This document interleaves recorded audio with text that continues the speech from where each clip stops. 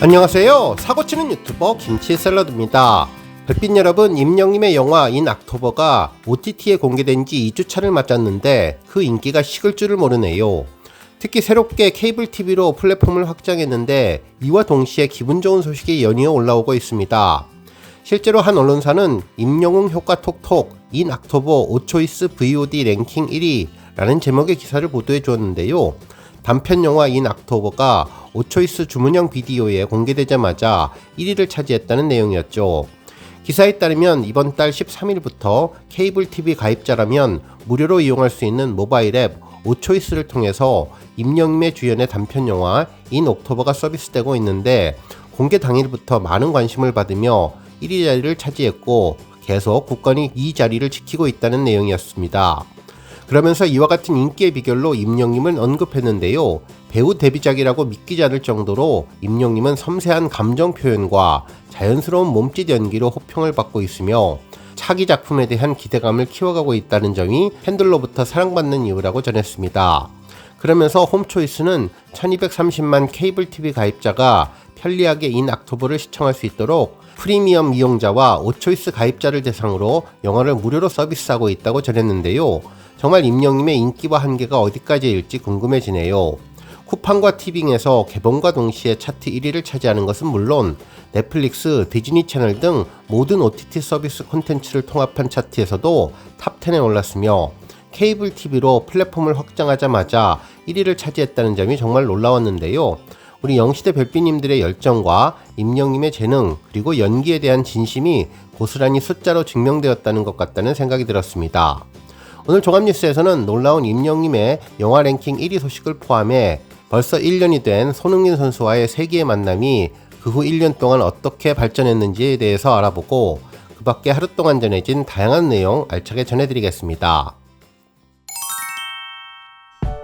첫 번째 소식은 뉴스 언급 소식입니다. 채널A 뉴스 탑10에서는 임영님의 새로운 도전, 영화배우에 대한 내용을 언급해 주었는데요. 특히 단순한 도전에 머물지 않고 주연 배우는 물론 각종 OTT에서도 1위를 하고 있다면서 그 변신이 놀랍다는 보도를 전했습니다.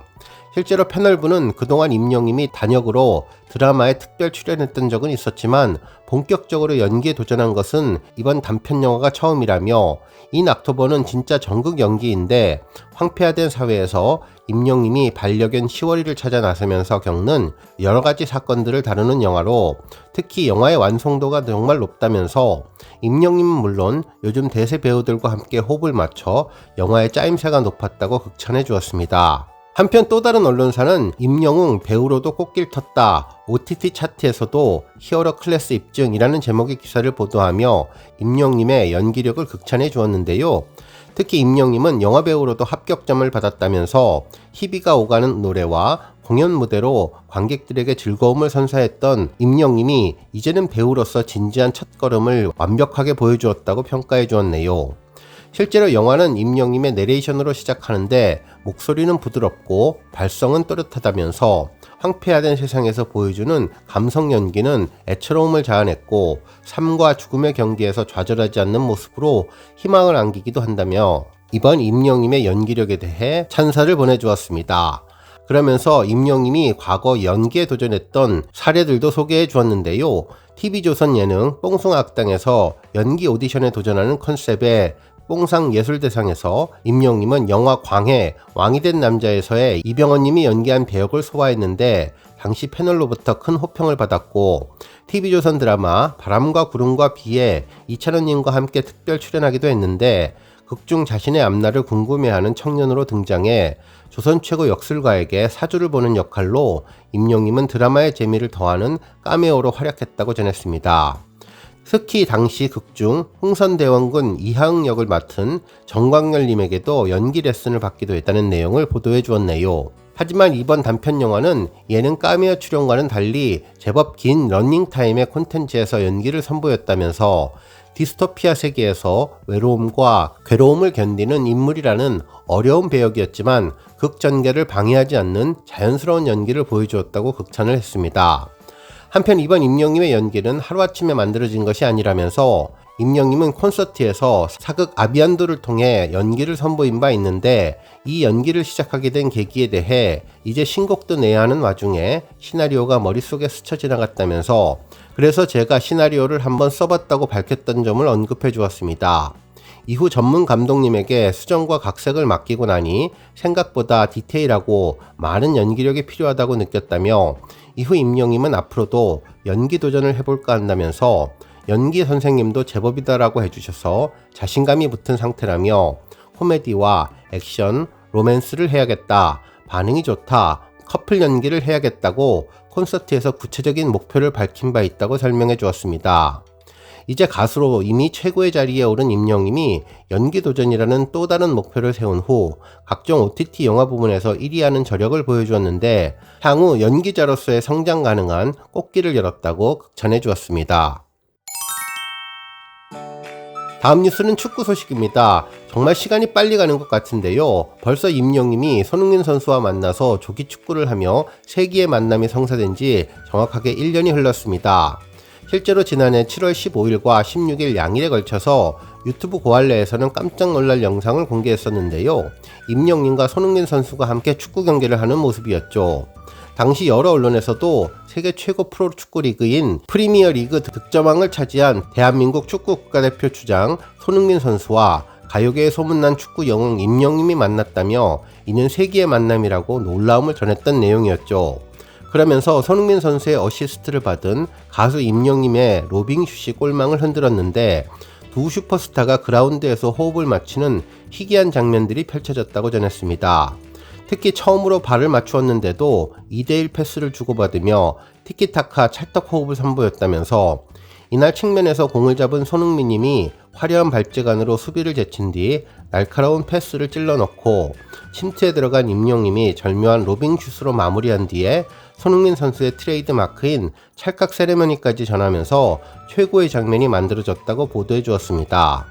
특히 임영님은 손흥민 선수와 함께 나란히 해트트릭을 달성하는 장면도 공개되었는데 특히 마지막에 보여준 하프 발리슛은 손흥민 선수는 물론 다른 모든 선수들까지 입을 다물지 못하게 했던 최고의 골이 만들어졌는데 당시 임영님도 인생 최고의 골이라고 감격해 했었습니다.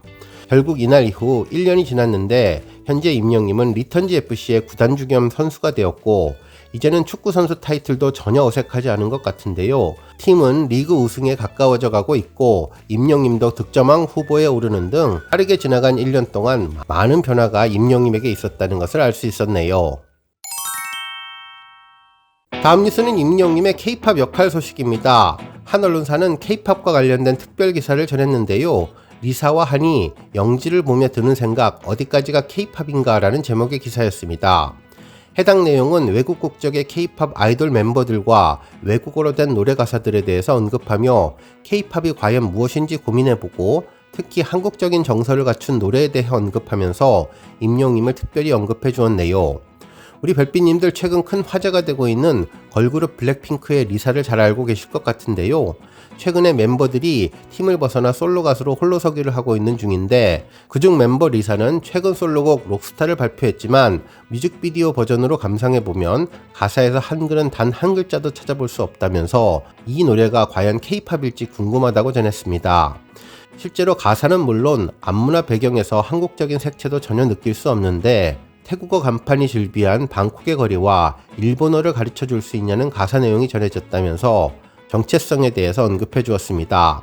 한편 최근 뉴진스 멤버 한이가 일본 도쿄돔 공연에서 일본의 과거 노래인 푸른 산호초를 불렀는데 이 노래는 1980년 당시 일본의 신세대 스타 마스다 세이코가 불러서 히트한 일본 대중가요인데 한이가 이 노래를 너무나 잘 커버해서 일본은 물론 대한민국에서도 난리가 났다며 K-POP으로 보아야 할지도 궁금하다는 이야기를 전했습니다.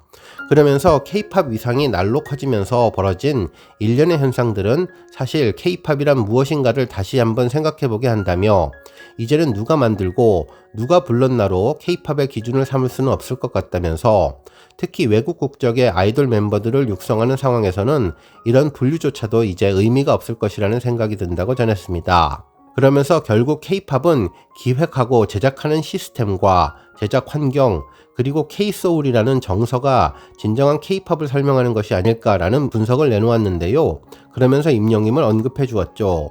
임영님은 한과 흥을 표현하는 트로트 장르로 시작해서 이제 다양한 장르의 곡을 소화하는데 그 노래에 담긴 한국적인 정서로 많은 팬들을 위로하고 보듬어주는 아티스트라고 소개한 뒤 이제는 트로트를 넘어 발라드를 지나 댄스 뮤직까지 도전했다고 소개해 주었습니다. 그러면서 이제는 K-팝에서 대한민국을 뜻하는 K를 떼어낼 시기라며 진정한 K-팝이 완성되기 위해서는 K가 떨어져 나갈 때 그때야말로 K-팝이 진정한 정체성을 완성하게 될지 모른다는 칼럼 기사 내용을 전했습니다. 다음 뉴스는 조회수 소식입니다. 임영님이 지난 2020년 10월 사랑의 콜센터에서 불렀던 내 사랑 그대여 영상이 1300만 뷰를 돌파했는데요. 당시 대선배 김용림님과 환상적인 호흡을 보여주며 인상적인 케미를 보여준 곡이죠. 이날 임영님은 시작과 끝부분 하트를 만들면서 선배님과 눈높이를 맞추기 위해 무릎을 굽혀주는 센스와 매너를 보여주었는데요. 밝은 노래, 달콤한 노래가 인상적인 느낌을 주었죠. 특히 완급 조절 좋은 김용임님과 눈빛을 교환하면서 완벽히 듀엣곡을 소화했는데 임영님이 주머니에서 소나트를 꺼내자 활짝 웃는 선배 가수를 볼 수 있었던 유쾌하고 기분 좋아졌던 무대였습니다. 팬들은 아름다운 노래에 빠져버렸다며 선배님 앞에서 귀염뽀짝 재롱을 보이는 귀염둥이 임영님이 정말 예뻐 보인다며 언제나 빛나는 히어로의 모습이 특별하다고 극찬했던 영상이 1300만 조회수를 기록하며 꾸준한 인기를 계속 보여주고 있습니다. 오늘 뉴스 여기까지고요. 우리 영시대 별빛님들 김치 샐러드 채널 변함없이 방문해 주셔서 항상 감사드리고 앞으로도 더 건강하고 더 행복한 하루가 되시길 바랍니다. 그리고 영상 보고 공감하셨다면 잊지 말고 좋아요 버튼 꾹 눌러주시면 더욱더 감사하겠습니다. 앞으로도 더욱 열심히 임영님 소식 알차게 준비해서 다음 영상으로 만나 뵙겠습니다. 별빛 여러분 다시 한번 감사드리며 오늘도 좋은 하루 되세요. 건행!